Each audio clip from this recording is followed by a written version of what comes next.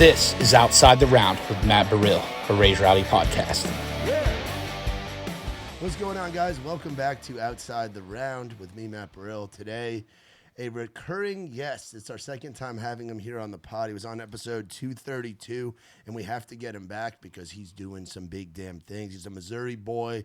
He's finally here in the 615 full time. It's my boy, Tyler freaking Nance. How you doing? Doing well. I was just up in Wisconsin at a festival. I know you were up there at a festival not too long ago. Yeah, July 4th. Bro, they're different up there. Yeah, man. Like, I had been to Wisconsin for club shows back in my touring days. I had never really been up there we got there on a Wednesday, and I got back at 7 a.m. this morning. So we were up there for 4 days. We stayed in a camper, you like, just on got back site. This morning? I got back this morning. I was supposed to fly back last night, and the flight got canceled. Milwaukee, like, flooded out. It was nuts, dude. Really? Yeah, it was a long journey for me and Ike, our video guy. Would shout out Ike. He edits all these podcasts, so we love you. We love you, Ike. But the Wisconsin folks are freaking wild, dude. Yeah, they can drink. They really can, but they get along. Like, they drink and they're just happy. Yeah, they're that close to Canada, you know? They're just, like, all nice. Yeah, dude, they're nice people. They just love their cheese and their cold beer and their music. Yeah. So what was the festival that you played up there? Do you remember? I played at Summerfest on July 4th. Oh, that's one of the big ones. Yeah, it was so fun. But it was, like, my first time with, like, a full band, first time in-ears. It was a lot of firsts, so this whole year's been a lot of firsts, but... Yeah, man. Yeah. Yeah, since last time we had you on... obviously Keeps Me Sane has been going freaking insane, dog. Yeah. You're coming up on like 10 million streams on that thing on Spotify here soon. Yeah, it just like hit 7 million on Spotify. It's moving so quick that it'll be at 10 by the time this thing's out. Yeah. I don't know what it's at across all platforms, but it's up there. Yeah, and you've had success with some of the other songs, but I feel like this one's just different. Yeah, I had success with Bad News, and then it was kind of like a smaller version of this, which I think was good. It was good for me because it kind of like showed me like what pressure was like, and on a smaller scale. And then this happened, and it wasn't like, whoa, I've never had this happen. You know, it's like I've seen it before, but just smaller. You know. So. Yeah. What is it about Keeps Me Sane that you think has it doing what it's doing? Like, what makes it different from your other songs? I think, like, the cadence of it, like, the cadence of, like, all the lyrics, and it's just so catchy, I think. Like, even whenever I wrote the first verse, it was just so dang catchy that it even had me, like, the night that I wrote it, just, like, repeating it over and over, and then just once we wrote it, it was just, like, even more catchy, the second and third verse. So yeah, that melody just stays with you. Yeah, it's something that you can like hum along to. Like, yeah, easy to like learn the words too. Yeah. But like the lyrics are still like complex and makes like the listener think, which I love doing whenever I write. So yeah. You write at such a deep level for such a young freaking kid. Like, it's wild, man. And so what have some of the messages been about this song? Like, because all your songs relate to people. They're stories. A lot of positivity. Like it's really like reached out to the people listening, and some people have said that it's like the best song that they've heard in a really long time, which is so cool. Like to be able to, you know, reach out to an audience and have them say that. So I think it's awesome, and they're really enjoying it. Like most everything is just positive. You know, you still have like the hate, but well, I'm saying like messages of people relating to it. Oh, yeah. I mean, like you sing songs for people that are in dark places. Yeah, I mean, you really do. It really like. I feel like it's reached out to people that have like struggled with like anxiety and you know been overwhelmed and stressed, and it relates to a lot of people like that, and I've gotten feedback on that type of audience, like people that like I relate to this so much and stuff. So Yeah, what's it like being a resident of Nashville, Tennessee now? Last time we Dude. talked, you were in a camper just over the border during tornado season. Dude. And now you're down here in the other LA, Lower Antioch. Lower Antioch, dude. It's so much better. Like you were telling me whenever I was on here, it's like you're connected whenever you're like, an hour away, but once you actually move into Nashville, it's just so much different. And I've been able to like network and meet some more great people and actually do stuff and not have to plan like my whole entire day around coming here to do a couple things. So it's so nice. Yeah. Yeah, dude, I lived in Antioch once, and it's nice because it's just far enough outside of town to where you're not in the shit all the time. You're like, Yeah. oh, I'm bored. It's 10 o'clock at night. Fuck it, I'm going to go out. Yeah. But you're also not so far away, like you said, where you have to plan your whole day Yeah. around. I got to write. I should stay here. I got to write. I'm going to play this round, or I'm going to go hang with these people. I guess I'm in town for 10 hours. Yeah. I got to drive an hour or something home. Yeah, like if I want to grab a few beers with somebody, I can Uber and I Yeah. don't have to like, oh man, I got to get a hotel now or something like that. So it's really convenient. Yeah, we were talking about anxiety, and that's something that you've been very open about. What do you think it is about younger folks having anxiety? Is it the phones? Is it the COVID thing? I'd Is it say just it's that we're what's- more connected, or what is it? It's what's like going on so much in this world. I mean, it's not like this is a time where you see everything, you can see everything. Like you can Google anything, you have AI and all that stuff, and like it's in front of our faces like 24/7. There's no break. There's no break. Whenever you're sleeping, you'll have your radio playing. It'll be something talking about what's wrong in this world, and like I just feel like there's so much stuff wrong in the world that's like it's like that's all people have running through their minds. So it's just it gets in their nerves more than what it used to be, Yeah, I feel like it's a blessing and a curse because we can get I can get this podcast out to more people through the clips that are on social media. Your career is really taken off. Like your story goes back to posting videos back in the welding days of connecting with folks through their phones. But then, like you said, we're almost too connected Yeah. to where there's positives and negatives Yeah. to it. Yeah, people are on their phones just all the time, just seeing all this stuff, and I think that's what leads to all the anxiety, depression, and stuff. Yeah. How big is anxiety? How big has your struggle with anxiety been? Like, because you're a guy that's been by himself a lot. Like since you got out here, you've lived alone, but also being away from home and being on the road doing your welding thing in your past life. It was still tough, but it was really tough whenever like I graduated. I was like super anxious. Like there'd be times I'd drive 8 hours to a job, and I'd sit in my truck, and I'd be like, yeah, maybe I don't need this job. Let's just leave. But I overcame it, and I kind of got used to it, just doing it, and then like starting to post, I was so anxious about it too, because like I was so moved by everybody else's opinion, and which doesn't matter, because like their opinion doesn't outweigh like all the positive ones and stuff, and it's just like kind of something that's came with growing up, like just being able to like reflect on myself and just kind of like see what outweighs what, and just learning that it doesn't matter what people say, because everybody's gonna have something to say. Yeah, man, and you're the artist. You're creating art. You're creating something that hasn't existed before. And like, I'm like surrounded by people. Like not everybody can do it, and I've been told that. Like surrounding myself with positive people that are like, people are gonna do this. So Yeah. So it's like I've overcame it. Playing shows is getting 10 times easier. I don't like. I used to have to drink, like, to play, like, drink a lot. Like, I still drink, like, before I play and whatnot, but I used to have to, like, get hammered before I did it. So you can kind of tunnel out what all those eyes watching you in a club or something, especially when you're kicking off a show acoustic. Yeah, and, like, getting the nerves out and whatnot.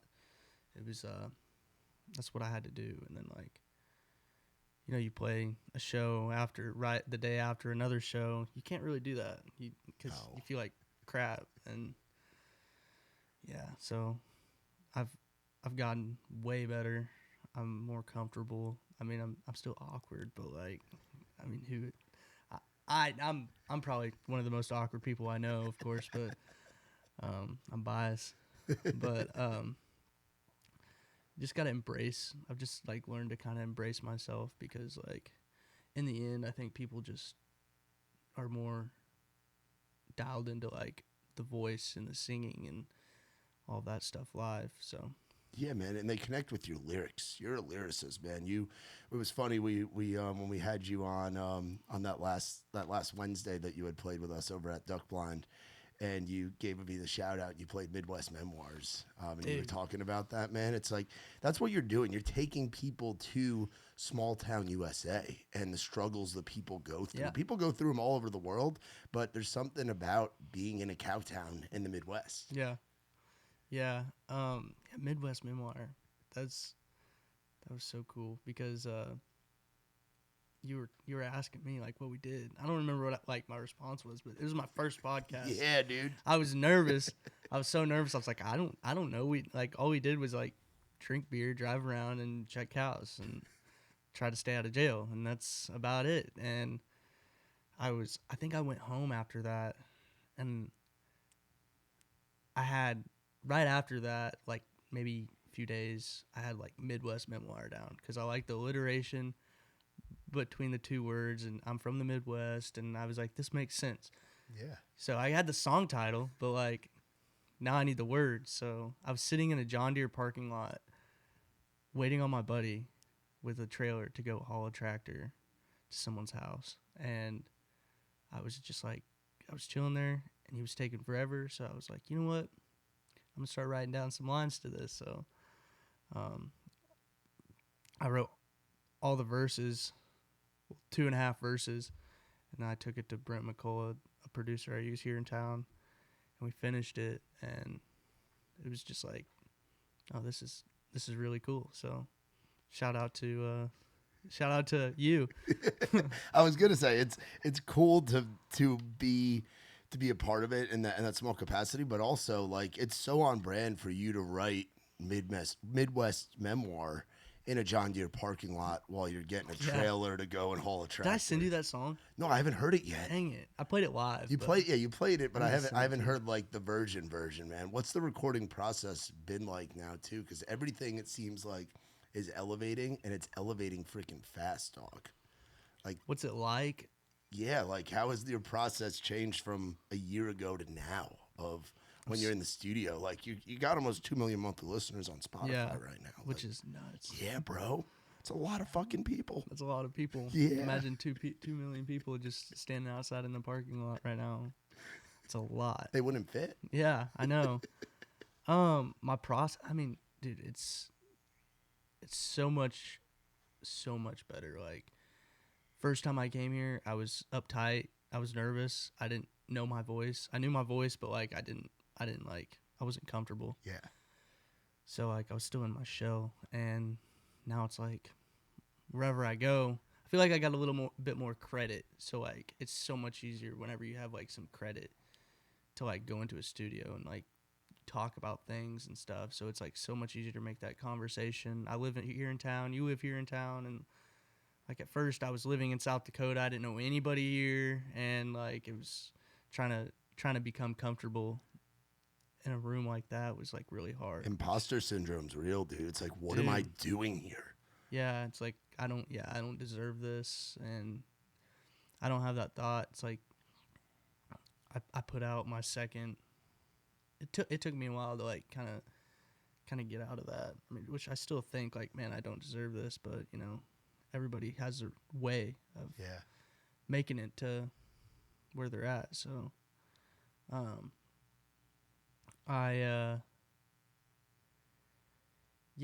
shoot. When was the last time you were in the studio?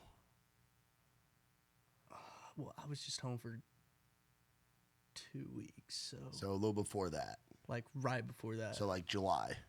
Yeah. So How is the feeling in July versus the feeling of even living in Kentucky and driving down there? Like from making the EP to now making the stuff that's going to be coming. It's so much easier, so much fun. It's like you're just cutting it up. Yeah, just like you're loose. Yeah, you're loose. You're comfortable, and like, you know, I've got experience under my belt, and like, you know, it's like I've gotten so many repetitions of doing it that's like, it's not as hard. So. Yeah. How has your past life of being out on the road welding, you think, kind of helped you in a way deal with music? Because the music business is very difficult, and it's a lot of ups and downs, and it's a grind, and it doesn't always happen super fast. You're experiencing success early on, which is awesome and so well deserved. Yeah. You're crushing it and everything. But the ups and downs of this thing, I feel like with a blue collar job like you're welding and living in a tent in bumfuck South Dakota or Iowa or wherever, I feel like that's got to look like, looking back on that and being in the trenches, that's got to help you to where this music stuff's going to come a little bit easier. Yeah, I mean, there's good and bad times to that whenever I was doing it, and like it's probably way worse good times and like really worse bad times doing that whenever I was welding, but like experiencing all of that has made like struggles out here like feel 10 times easier. Like I just got to remind myself like, oh, I'm not in jail, or oh, I'm not freezing my butt off right now, or I'm not dying in the heat right now. So like it's definitely like giving me that mindset. Like it's way worse. I'm doing what I love, and so like, and also like I whenever I was working on the road, like I used, you know, like hard times as what to write about, and I can still like pull from that, and like I know what that stuff was like, and like I can still like put my mind in those situations and like write about that stuff. So I think that's how it's related a lot. So how it's helped me a lot too. Yeah, a bird knocking off your driver's side mirror on that big old truck that's in the parking lot is not nearly as bad as freezing your ass off in December in South Dakota. Yeah, dude. Let's talk about that story a little bit. How does a bird knock off your mirror? You've got it mostly replaced. Like, it looks better than it probably did. It didn't break it off, luckily. It just like broke off like one piece, and then it cracked the small little mirror, like the blind spot mirror. And dude, I was driving and just I heard a boom. And I was like, what was that? Like I didn't hit anything. Something hit me. And I saw there's like a trace of a bird on there. I was like, damn, that's what it was. Sure enough. So I'm in the process of fixing that now. So I was like, what are the odds? That bird could have been just like a foot farther to the right and just missed me. But what kind of bird do you think it was? Dude, I have no clue. It couldn't have been that Tennessee, big. Or Tennessee bird. Tennessee bird. Probably like a freaking buzzard. I don't know. Buzzard, I feel like would have taken the whole fucking thing off. Yeah. Man. I don't know. That's funny. That's wild, man. How is the you were just home. What's going home like now, kind of being well known in music around the world like you are, with millions of people listening, but I'm sure that you are very small town famous. Walmart superstar. Oh. McDonald's drive-through superstar. Oh, you're Tyler Nance. Yeah. It's pretty I think it's cool. I went to I'd walk around Walmart and people like, hey, how's it going? And whatnot. And it's the Walmart you've been growing up going to your whole life. All the time. And then like the drive-through. Oh my gosh, I love your song. It's like, heck yeah.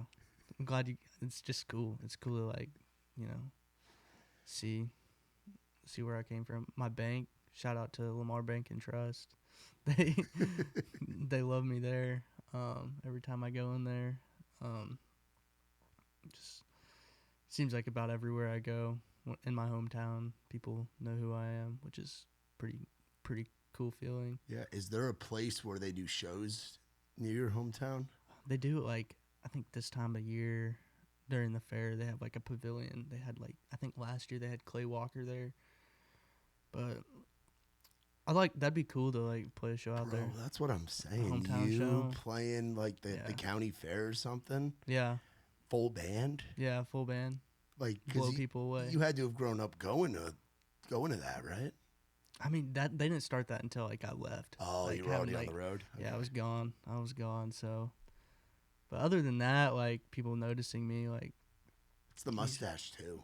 huh? The mustache is so like distinct. Like Dude. you have a distinct Yeah. look, which is something that people always ask Nikki T and I like different things. And one of the things that we say when we're like, if an artist could work or not, is could you dress up as that guy or girl for Halloween?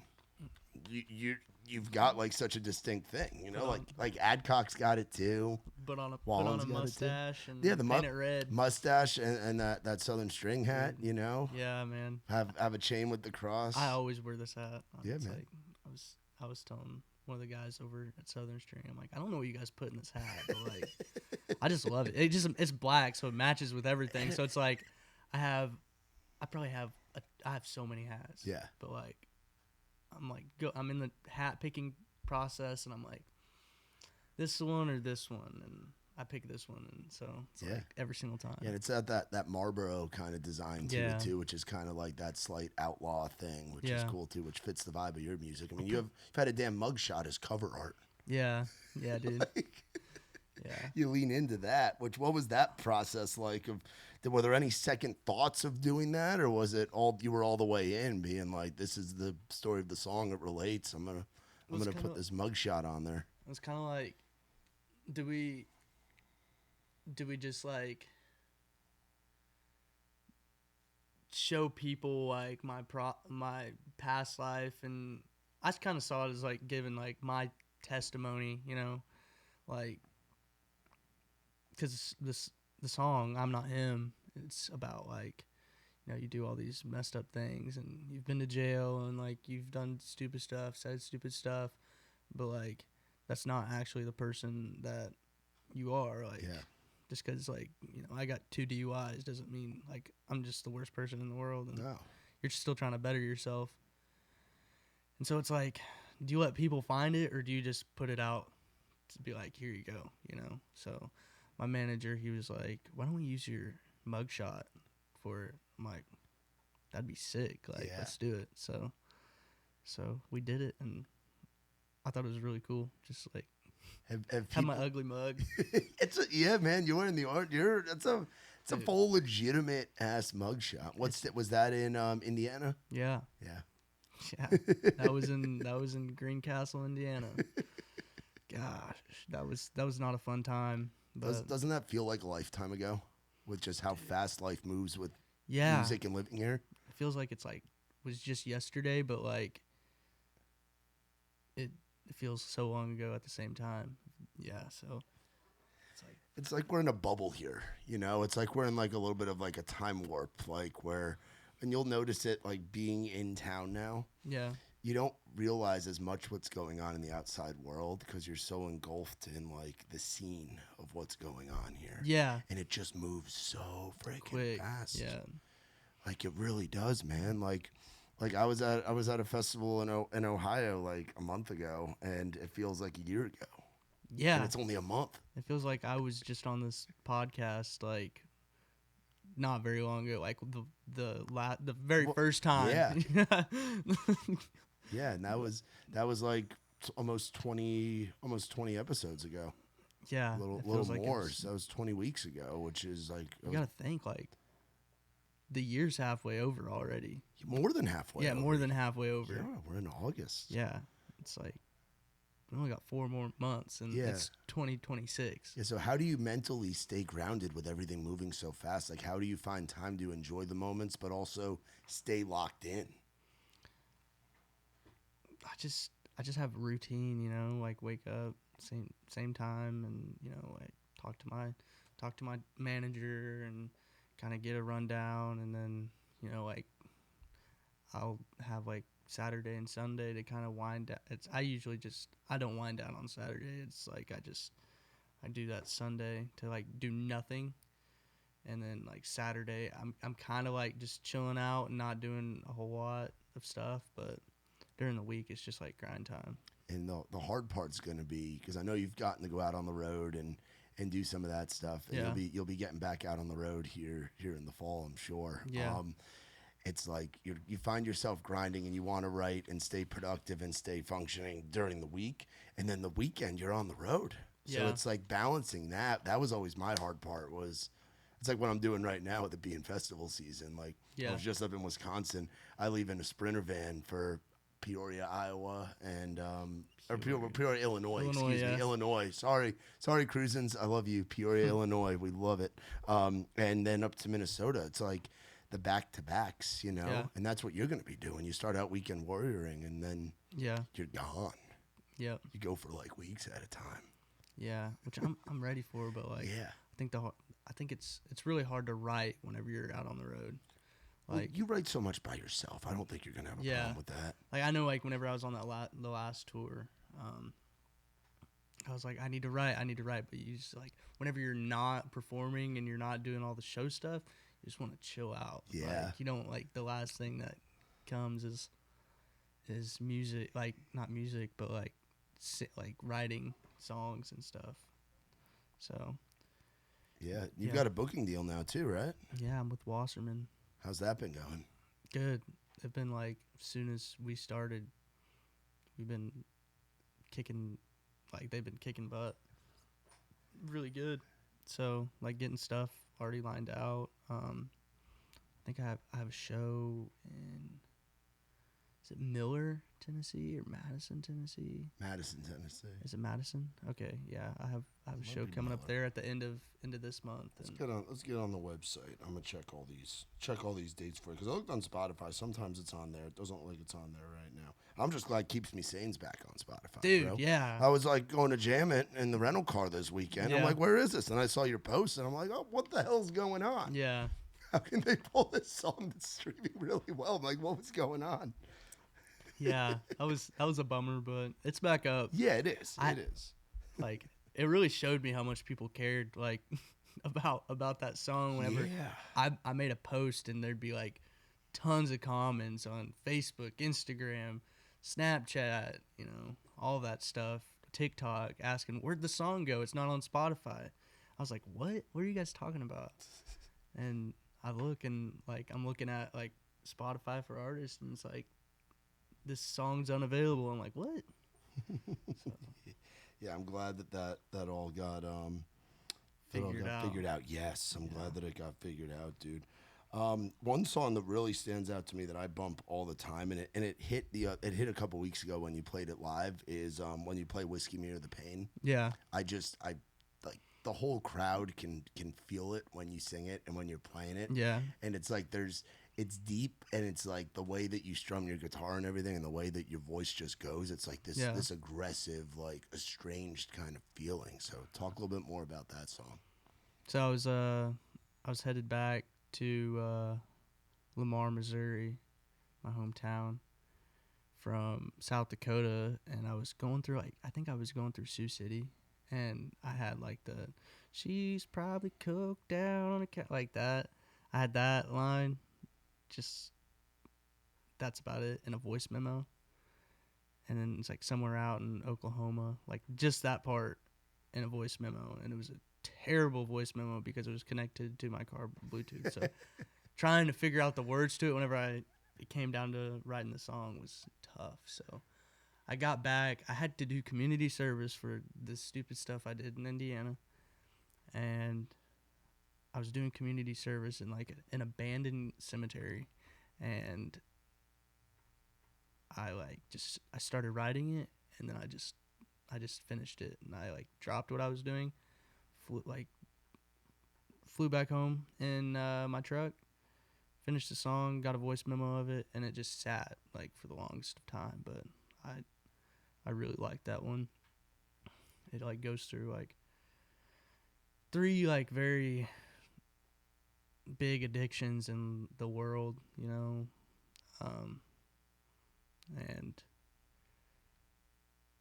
I just like, I thought it was really cool. It sprouts from like one specific person, but it relates to three other people that, or two other people that like I've ran into in my life in different states, you know. So yeah, that song's like, I thought it was really cool. Yeah, man, and it's very much like, it's, again, people are relating to the darker stuff right now. People are talking more about, we talked about anxiety. People are talking more about addiction in country music than they ever have. Because it's so real and so common in the world. Kind of like, like anxiety, depression, addiction, just everything. What's the worst case of addiction that you've kind of seen in your life, or like seen through your eyes, where you've seen somebody kind of struggle? Drinking, hell, even myself. I mean, I've witnessed it firsthand, like being really bad at hitting the can or hitting the bottle, and just like not knowing a limit. But you know, I've seen like what that song talks about. I've seen it, all three of those, like really bad. You know, I've had like the like coke, you know, like getting in the way of mine and another person's relationship. And it was, which is where the song really started from, because I was pissed off at the world, and I was like what happened to this? And it's like, I wonder where that person is now. But so yeah, I've witnessed kind of all three. Like, people smoke a little weed, that's cool. But like I've experienced it to where it's like gotten in the way of a relationship, you know, drinking and partying, and you know, that all being more important than the person that you say you love or whatnot. And and part of the reason that people start using is to drown out those dark feelings. It goes back to the mental health aspect. Yeah, it always does. But there's always a way. There's a way out of it. You know, there is, and music is one of those things where it helps people kind of get centered. You know, like I've been off the bottle. I hit 9 years back in May. Congratulations. And it's been I wouldn't be able to. Luckily, I got off it and I went through my shit before I moved down here. Yeah. But if I had been going through that when I first moved down here, oh boy, I probably wouldn't be sitting here with you right now. You know, it's tough. Crazy how that works too. Yeah, man, it is, and it's like it all connects and all of that. What's it like being a fourth generation farmer that says, I'm leaving the farm, I'm gonna go weld, and I'm gonna go start a music career. Music now. Yeah. I see, like you were asking earlier about what it's like going back home. Like whenever I was home, I just rake hay and baled you went hay. back to work. Yeah, that's kind of like, I kind of planned it because I just wanted to, like, you know, get away for a little bit, and that was like the best vacation I could ask for. It was just peace and quiet. I don't have any service anywhere. I was still like doing stuff like remotely, but like it was like in the evening time, afternoon time, I was just like unbothered, and I was dealing with cattle, and just baling hay, raking hay. That's what I was doing the whole time I was home, and just catching up with the family, because I hadn't been home in, I don't know how long. So yeah. Have they gotten out here to visit you yet since you've gotten settled in Tennessee? Yeah, my mom and dad both came here. I want to say like time flies by. I can't even remember what. You blink and it's freaking a month later. I want to say it was like April, May. I could be lying. So back in the spring. Or June maybe. I don't know. Like they came, and I come from a small town, and like my dad especially has not been to many big cities, and I took him down Broadway. Oh my gosh. He did not like that, but I don't even like that. Like it's like it's a disaster in my mind on its own, so I can't even imagine how he felt. And how old is your dad? He's 51, 52. 51, 52, been doing what his dad did and what his grandpa farming did. And farming in working, a small town. Yeah. There's more people in one of those bars than there are in the entire town. Yeah.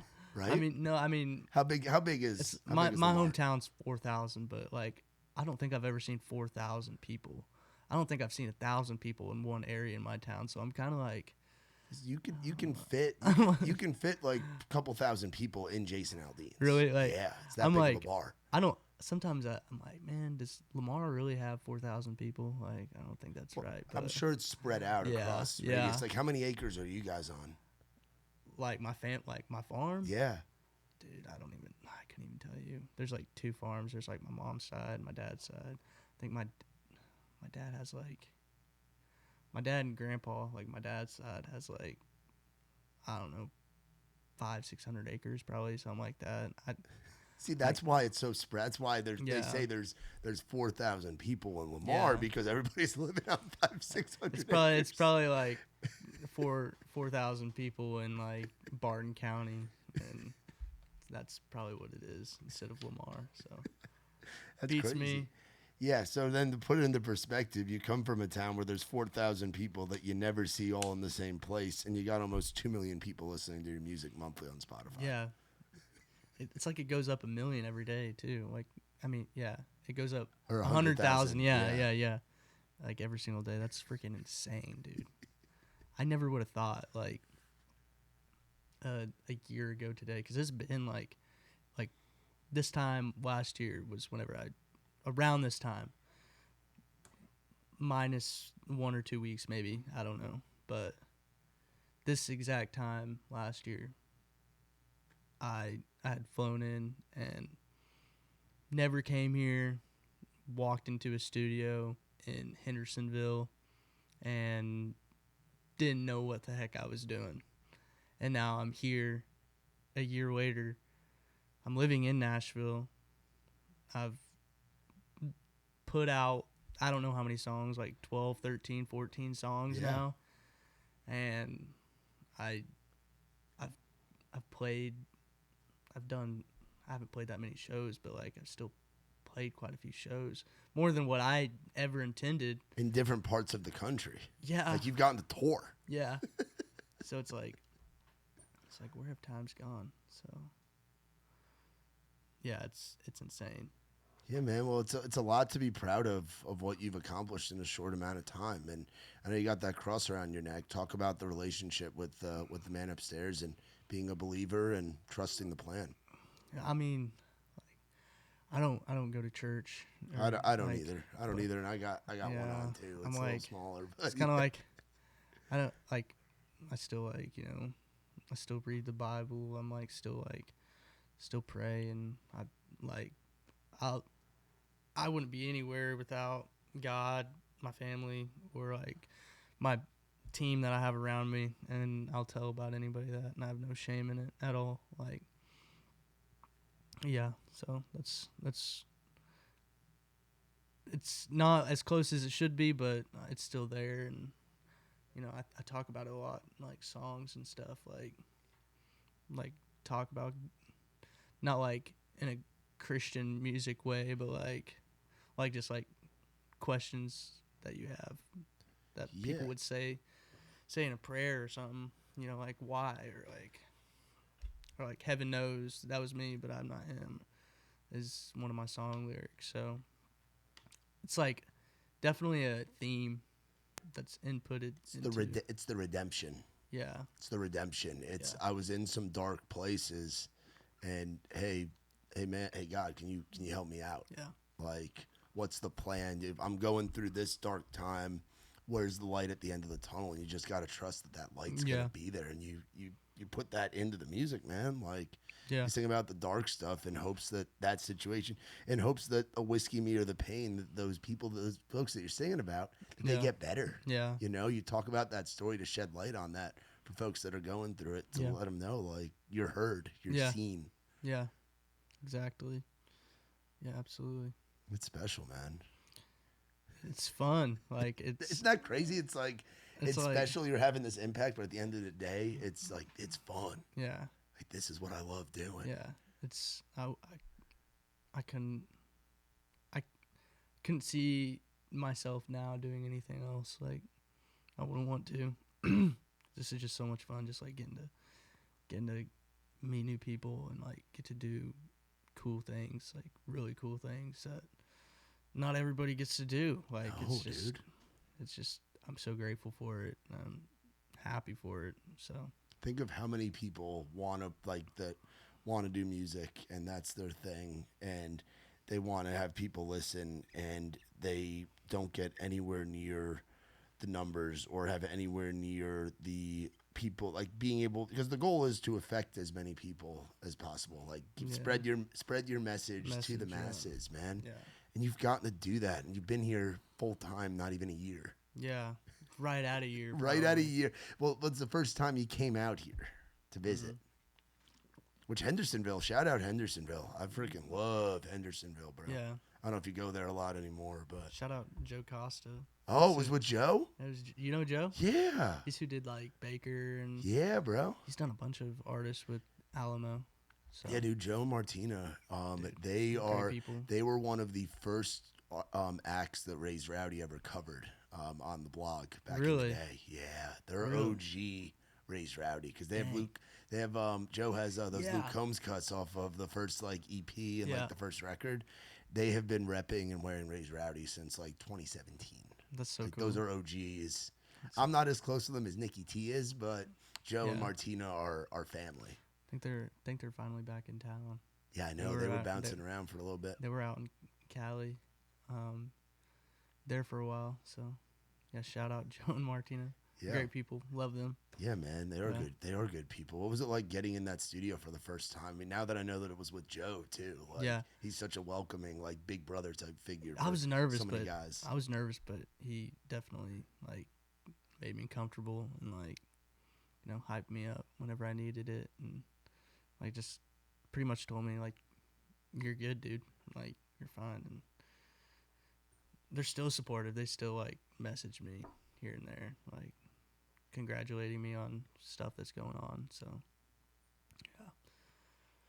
That's good. And they get that West, because how would you describe your music? Like, because it has some elements to that Western, like, we could tell that you know a thing or two about that Western, like, you've been around cows and shit before. Yeah. You know, like, you can feel those type of elements, but then it has that, like, Americana-y, songwriter-y thing that, like, Zach Bryan's and Childers and those guys have kicked the door down on.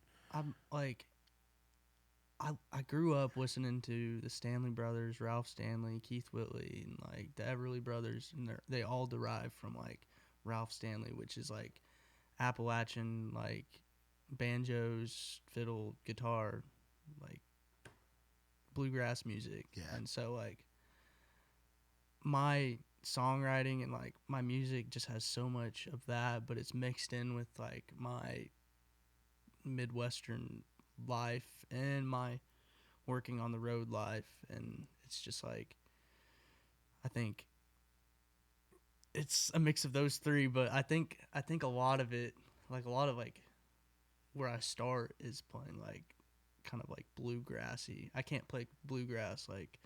No, those like, flat top pickers are a different level, I'm no bro. I'm no Billy Strings, like, but like, I'm trying, but I'm nowhere close. So, I'd say a lot of like where it all starts is like listening to that bluegrass and stuff growing up and still currently, and so, yeah. Do people say that you remind them of Tyler Childers? Yeah, I've gotten that a lot. What do you think it is that they see or they hear? I'd say it's definitely the songwriting and like the singing, like the sound's the same. Because I don't have a deep voice at all, so like whenever I sing, it's up there, and it's like I belt things out, like it's emotion. Yeah. You're preaching. Yeah, you're preaching a story. So, like, yeah, I'd say it's like the voice, like the sound, is what makes people say Tyler Childers, like, which is a great compliment. I take that as a compliment. Like that's you like. You could call me Tyler Childers any day you want. Like, go ahead. Like, it's not gonna make me mad because I have so much respect for his music and his songwriting, and just it's song. And he sonically paved the way for the guys that are in that singer-songwriter space today. Like, Yeah, his Purgatory record is one of the best of all time. definitely goated. Somewhere up there. What would some of your favorite records be? Because you smiled when I said that. So what would Definitely. or even it could be songs like Dude, just songs. Oh my gosh. it's like Ralph Stanley. I know one. It's the "Oh Death" song that was in Yeah, "Oh Brother, Oh Where Brother, Where Art Art Thou?" Thou? Yeah, one of the greatest movie soundtracks of all time. Yeah. Oh man. Songs? Songs or albums. Like who are some of your like you talking about bumping? Dude, like Like, what's a record? Like, what's a CD you remember getting at Walmart? I know you're younger than me, so CDs weren't as much of a thing. But dude, what's something where you listen to from front to back? dude, Toby Keith, Yeah. like he had some freaking I can't remember album names. We're gonna look up the years. If you tell me the songs that were on, I can tell you the records they were on. Because I like post 9/11 Toby Keith a lot, just because I remember. I like 90s Toby Keith. Oh, you like the back in the day Like Toby? he ain't worth missing. Should have been a cowboy. Like that was some good stuff. Yeah, I like the like How Do You Like Me Now? Yeah, How Do You Like Me? Like that era of Toby Keith. Dream Walking, that era Toby Keith. But then there's like Elvis, like I can't help falling in love with you. Like, dude, that whatever album that was on, I can't remember. I don't know remember the names of Elvis albums. I ain't but that good at like, this. but like, dude, like that's probably a goated song for sure. Keith Willie, Homecoming '63, When You Say Nothing at All. Man, I don't know. Like I listen to so much. You listen to a music. lot of older stuff. Yeah. So you don't. So not as much in the modern thing. I don't like. I listen to like. I don't know. I'm trying to, like. If you pulled out your Spotify right now, what would be on there? I don't use Spotify. Or Apple guy. Shoot. I use YouTube Music. You use YouTube. You are a small town kid. Dude. That's what I tell. Dude, the reason. Okay, so to Tyler Chillers again. So the reason I have YouTube Music and that's what I use now. Yeah. Is I can listen to all of his unreleased stuff, and so like I'm okay. like I can listen to everybody's unreleased stuff, but like. Yeah, like if it's been published on YouTube, you got it. Yeah. So like, I don't know, I've been rocking his newest album, Johnny Paycheck. Taylor McCall. Have you heard of him? Yeah. Let's see, Logan Ryan Band. Yep. Love Parker Logan. Parker McCollum. Yeah, we just saw him in Wisconsin. He killed it. He was one of the headliners at the festival we were at, Crossroads 41. Did well. It's slower stuff. It's a slower show, but it's still effective. Yeah. Wait, who's that? Parker. Parker, yeah. Dude. And he talks about some dark, like he jumped into like his first, like his Limestone Kid album, that first one he put out years ago. He was singing about some darker shit. Yeah. Like grandpa's kicking, like talking about his grandpa having cancer and Yeah. stuff like that. Like talking about drugs a little bit. And then he kind of went away from that. And now this new record, it's like, Yeah. it hits you like with, what is it? My Blue? Is that the song that he has? Where he's telling a story and it's fucking dark. And I'm like, whoa, he's like back in it. Have you heard Big Sky by him? Big Sky, yeah, My Blue and Big Sky, yeah, the first two records, and then Solid Country Gold. I mean, Watch Me Bleed, Killing Me, like, Yeah. it's a very Like darker. It's him as a songwriter. It's him going back to really. He's gotten some hits under his belt, and these are I almost like the deeper tracks better. Mm-hmm. People relate to that stuff more, I think. Yeah. So. Yeah, YouTube Music. YouTube Music, dog. It's where it's at. That's awesome. It's where it's at. Hate it or love it, but Yeah. it's what I listen to. Yeah, because I always say when people grow up in small towns and stuff, I'm like, how do these TikTok influencers get so big? And it's like, everybody's got a phone. Like, Yeah. people might not be watching TV, but they're going to look on their phones, and it's Yeah. free. So if you're from a small town, you don't have a whole lot. All you got to do is get on your phone, and you can watch. I pay for YouTube Music. You have the premium. I have the premium, so no commercials. No commercials. Yeah, we don't mess with that. What was the first way that you started consuming music, like as a kid? Like, were you around for CDs and stuff? CDs and tapes. It was CDs and tapes. Yeah, my grandma, she sent me home with CDs and tapes, like something new every single time that I went home from her house. So I'd fall asleep with a little, RCA, like CD player. Yeah.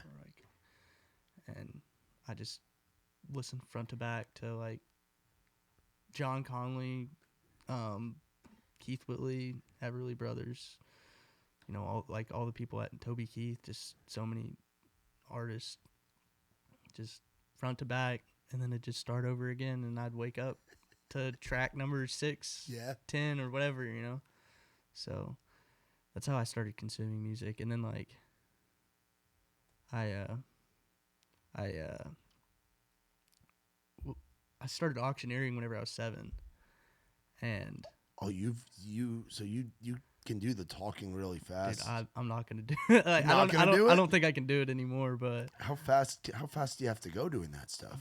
it's just like everybody has their own style, like of doing it. But because you got an auctioneer mustache, so now this all makes sense. Yeah, it makes sense now. Makes a lot of sense. So I guess like technically I'm a 3rd generation auctioneer too. Oh, so your dad does it? My uncle does it. Oh, so it's in the Nance family. Yeah. Okay. So I did that. I learned all like the tongue twisters and like all that stuff, and then I got bored of that, and then I discovered rap music. I heard like Jason Aldean's like Dirt Road Anthem, and that was like rap music. Back in the day, Pop Song was the place to go. Yeah. Again, you can relate to that. Yeah. Yeah, and then I found Eminem, and I found like a bunch of other rappers. So I'd sit at a computer like studying lyrics, and I'd be like writing lyrics down and what they meant and stuff like that, and then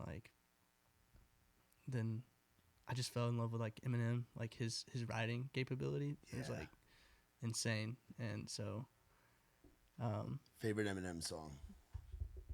Oh man, why do you ask these hard questions, man? I'm good at what I do, Tyler. I'm good at what I do, bud. I'm gonna have an off the wall one. That's a song of his. I know. I have a whole playlist of, man. The one I'm gonna go with while you're thinking, I'm gonna say Stan. Oh, that's like such a great story. And it reminds me, now I see where you get some of your darker storytelling from. Like you went through an Eminem, you went through a Shady phase. And it's like it has the strong hook to it, that da-da-da-da-da-da. But he's telling that story. And it's dark. Without Me is catchy. There's so many. Two trailer park girls go around the outside. Yeah. Around the outside. Shake that. Yeah. Like I like his dirty. You like his up? Yeah. Yeah, I like his dirtier stuff. His ass shaking songs. Yeah. And then he's got like the Slim Shady LP. He has. I think it's a song. It's called If I Had, maybe. He has a bunch of good songs. So much albums, so many things to look up. Which one? If I Had? It's called If I Had. Yeah. It's like one of his very first songs. There's a bunch of them. I'm trying to think back of like where Slim Shady. The Slim Shady. Yeah, because that's where my name. That's when my name is came out. Was on that Slim Shady LP. There's so many good songs. There's so much. There's so many similarities between. And I know sonically they're closer than they've ever been. But country and rap, or country and hip hop, especially on the darker side of things, like you can get the same message across. It's just different delivery. Yeah. Yeah. So it makes a lot of sense. That delivery. So many guys and girls come up listening to rap. Yeah. That are in the country world. Eminem, he like read a dictionary, and I've learned that as a kid, and so like I still have the dictionary, and I used to like read through it at night and like just start reading it front to back. I don't know what all I consumed from that, but like I was just like so interested in like lyricism, like lyrics and words and stuff, and like it all like I guess it kind of derived from auctioneering. Now we're here. So how many years did you auctioneer? I think it was like 7 or 8 to, it was like 12, 13 maybe. So how does it? So little 7-year-old Tyler's getting up on like a podium and little just starting step to talk. ladder. Little step ladder, and you're just selling cows. Selling like stuff. It was like house auctions, like people's like chairs, tables, belongings, like. TVs, stuff like that, their art, their pictures, and all that stuff. So, yeah. Do you feel like you had an advantage doing that, being like a young? I could feel like they'd be more likely to keep Buy it stuff? going, buy stuff from the young kid Yeah, because I was cute. versus the old man. I was a little short redhead kid with a cowboy hat on. Like Little Mason Ramsey out here. yeah. Yeah. People loved it, ate that stuff up, so yeah. That's wild. I did not know that about you. That's a cool, Dude. interesting fact. Yeah, dude. I got you opening up on here now, man. Yeah, man. Come a long way. Yeah, dude. What's it been like doing more interviews and things like this too? I know you were on RFD Yeah. TV, which I'm sure being an ag kid, that's got to be pretty cool. I was telling Larry, my manager, I was like, dude, this is so full circle because like I remember like walking into my grandpa's house, into his living room, and he'd be watching the reruns of Marty Stewart and like Loretta Lynn on RFD TV and like the news that they have on there and stuff. And I was like, now I'm here, and it's like just so full circle. And I gave him a little nod, little nod on there. He's like, so do you have anybody watching? And I said, my grandpa Red, which. Yeah, so that was really, really cool. And he's like, I saw you. I'm like, hell yeah. Yeah, so. That's cool, man. That's really cool. So what do we have? What are the big goals for the rest of this year?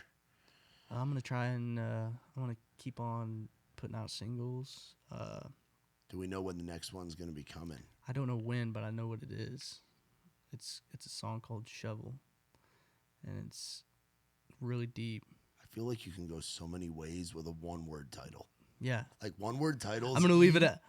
You can take it wherever you want. I'm But tell me, I'm going to try to guess, and you tell me the state that you were in when you were writing it. Like, not the physical state, like the mental state of like where you were in your mind writing it.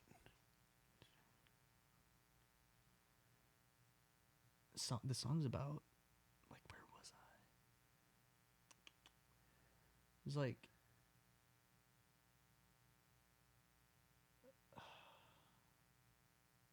Like, is it one where you were by yourself and you were screaming out lyrics late at night? Like I know you. Like no, to do? I was in a writing session with Katie Cecil and Chris Ganatis here in town, and we wrote it, and it's like I can't remember where the idea really came from, but it's like it just came up, and I think it is really cool and relatable. So we're like, yeah, we're gonna put that one out next. So it's called Shovel. Hell yeah. Hopefully soon. Yeah, man. I mean, it's also like the strategy of it. Like you've got keeps me sane doing what it's doing. Yeah. So it's like, but that'll be a bridge to the next song, and then the next song, and then the next song, and then eventually you'll get a big full project out with all those fucking things on them. Yeah. It's gonna be really cool. I think we're gonna put out a 16-song album. I mean, you got enough. You've got a bulk of it, but I'm sure you have songs that you want to get out there that'll be a part of that 16. So then it's like, yeah, you strike me as a guy that every project's gonna be a chapter. Like we're gonna go back on that first EP and say, all right, this was Tyler 1. Yeah, and then we're gonna see the full length record. Like, all right, it's evolving, and then it's evolving, and it's evolving. That's so cool. It's gonna be called Midwest Memoir. Oh, that's the album title? Yeah. No way. Yeah. That's so cool. Yeah, it's going to be called Midwest Memoir. Because a lot of the songs just have so many like hints towards it, or like sings about it. Yeah. Sings about growing up in the Midwest, and yeah, so it's going to be really cool. There's some really, really good songs. There's songs that like kind of blew me away whenever they were finished up, and I was like, dang, like this stuff's really good. So yeah, that's wild, man. Yeah, it's all freaking happening. It's all happening. It's literally happening right now. I'm so thankful for it. I couldn't be any more thankful for it. It's just so crazy where things have gone, where my life's taken me just in such a short amount of time.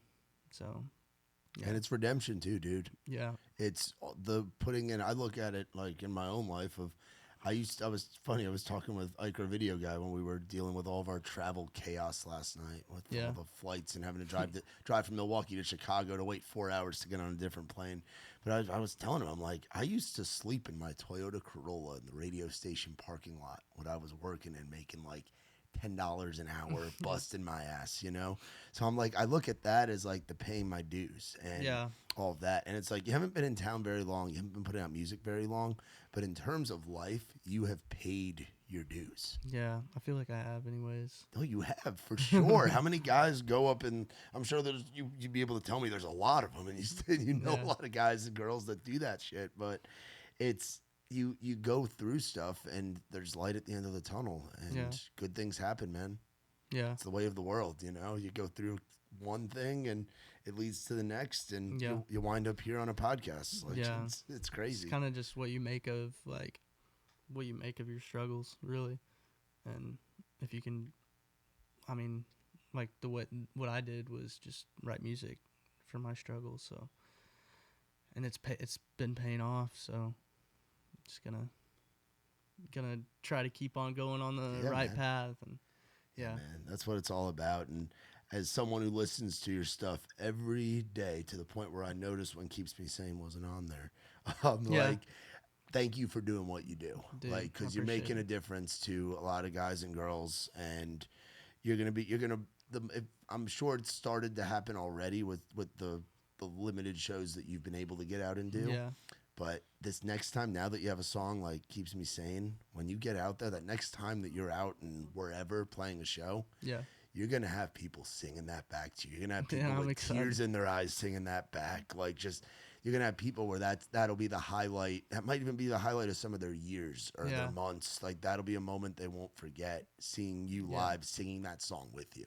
I'm so stoked. You know, man? I'm so stoked. It's so freaking cool, man. And I can't wait to get out there and see a full band show, dude, and watch you start selling things out and getting to go on cool tours opening for people, because you got a great team around you too, man. Yeah, you got some of the best people in town. Like, absolutely. Like, shout out Noel, setting us up back in the day, and now we're buddies, man. And your management team and your records team and Wasserman, like, you got all the right tools, dude. Yeah, it's all happening. So I'm just happy I get to see it from square one and watch this train go up the track, man. So anything else you wanna tell the people about? Because we don't know when the next song's coming, right? Don't know when the next song's coming, but it's coming soon. And taking the song to radio. Keeps Me Sane is going to radio. That's right, because it's on Sirius XM right now. Taking it to radio and working on getting some shows. I mean, I'm gonna put out the dates. I can't tell them right off my head, but hopefully within a month, though, we'll have another song out. Hopefully sooner than that, but just trying to be strategic about everything and doing things the right way, and So, hell yeah, dude, that's awesome. Album coming at some point. New song coming and more shows coming. Let's go. And end over end. Things are just coming. Let's go, dude. Well, hopefully no more birds. Dive bombing into the side of your truck. Yeah. That big old truck you got out in the parking lot, dude. But seriously, thank you so much for coming back on. Thanks for having me. Man. Your family. Anytime we can ever do anything with you or offer support, or I can't wait to get out to a damn show. Yeah. I'm so excited.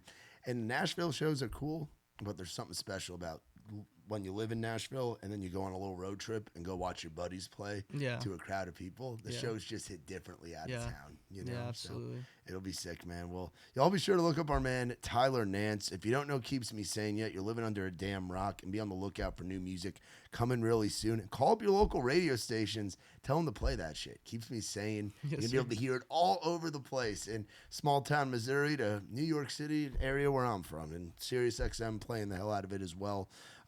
Shout out to our friends from Surfside, vodka iced tea, vodka lemonade. Great way to start off your night. They pack a nice little punch. Drink them on the boat. Drink them whenever, at the ball game. Ike was drinking them at the Brewers game the other night, or the other day. So shout out to our good friends from Surfside. And for more on us, visit raisedrowdy.com. For my man Tyler, I'm Matt Burrill. This has been Outside the Round.